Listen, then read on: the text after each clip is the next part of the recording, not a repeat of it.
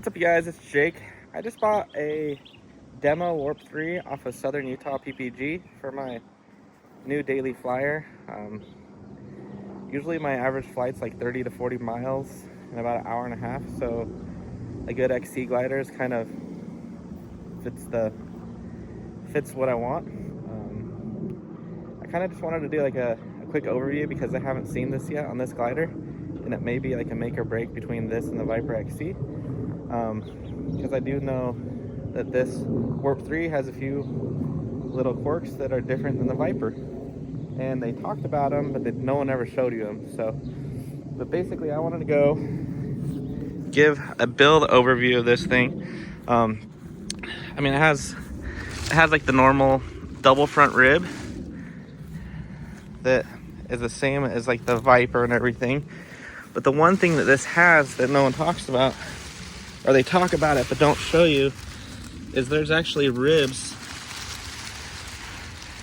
that go down the middle of the glider right here for about 2 or 3 feet. So it has internal ribbing in the middle of the wing.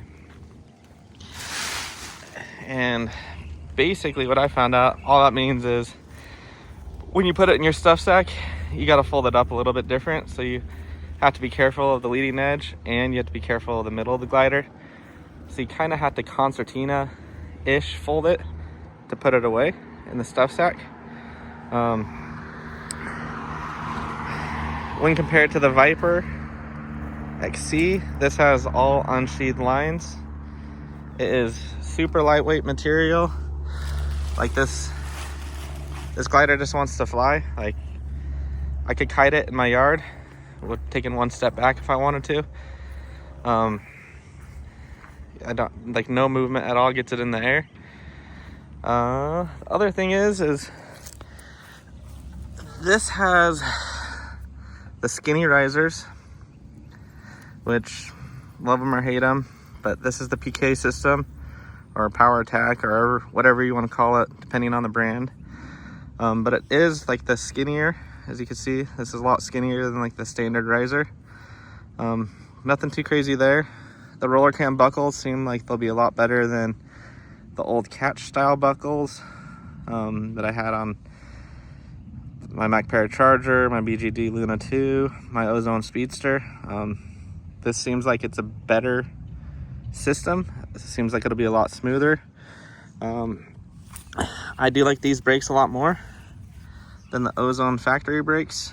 I've been flying with Trevor Steele's little toggles for a while, but these have like these nice, I guess so you could like kind of hold it and twist to get more tip steer in, which I like that.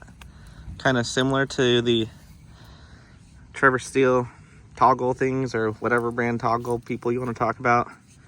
Other than that, I mean, build quality seems great. I've always heard Dudek has a little bit better build quality than the rest of the people. I can't say one way or another at the moment. But yeah, if you have any questions, if you guys want any pictures or any feedback on this thing, I plan on having my first flight tomorrow on it, so I just got it last night and unboxed it today. But yeah, it's right now it seems pretty sweet. It seems like a lightweight Viper XC. I hate saying that, but I mean, it literally feels identical to the Viper that I test flew. It has little winglets.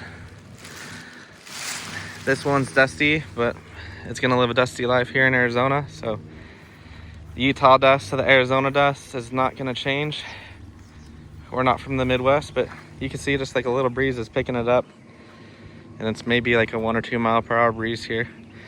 But yeah, I'm excited to fly it and see how much more efficient it is compared to my Ozone Speedster 3 that I was flying.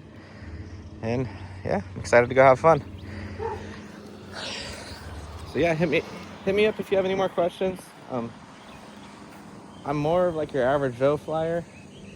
I fly once a week, twice a week, maybe 1 to 2 hours total. So I'm a little different than like the pro guys. So I'm gonna try to give you like the average Joe feedback, or average Jake feedback, rather than the professional instructor feedback. But yeah, I'm excited to try it out. Seems like it's gonna be a nice, efficient wing from what I've seen. Not many people have them yet, and really the thing that drew me to this over the Viper XC was a little bit newer technology, and I'm really a sucker for like the neon color.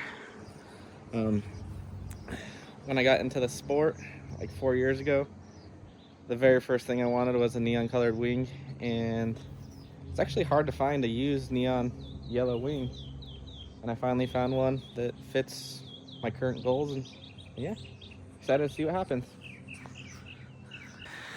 All right, here's a little bit more like at the end update.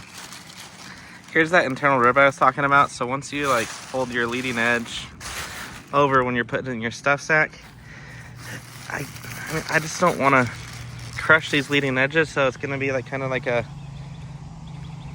basically fold the nose over, fold the tail over, and kind of just concertina it more than just stuff it in a rosé, if that makes sense. But yeah, there's just these leading edges in here that make putting the glider away a little bit different, and I mean possibly like storing different. Probably won't want to shove it in like a trunk or something where it's like super tight and getting crushed, but that's just my opinion and a little bit different from a normal glider. But yeah, no, I'm excited about the Warp 3. Like I said, I'm more of an XC pilot than a freestyle pilot or a putt around the LZ pilot, so the Warp 3 kind of fits my goals in flying. Yeah, I plan on doing some more like basic average Joe, average Jake, whatever you want to call it, reviews, because I'm not a pro. I'm just like a guy out there trying to have fun, and basically I like keeping stuff stupid simple. And so like I got like the Uinta chest pack that I plan on giving like a basic review on. I've flown like the E props, the Helix, and the FTV props. I could give a review on that. Like the strobe systems, I buy stuff because I like to try it and see how it works. If it's stupid simple, super easy to use, I keep using it. If it is harder to use than it's worth, then I basically don't use it, because I don't like to complicate flying. I like to load up load up my paramotor on my Prius and throw my helmet in, throw my glider in, and I like to go. I don't like it complicated. I don't like having to bring a bunch of crap with me. So if it's not easy, it's not simple, I just don't take it. So yeah, stick around, subscribe. I'm gonna try to make some more paramotoring content. Yeah, and it's gonna be the average Jake stuff, not gonna be the pro take. I don't fly thousands of hours, so more what the average flyer would deal with than a pro would deal with. So yeah, stick around. Peace.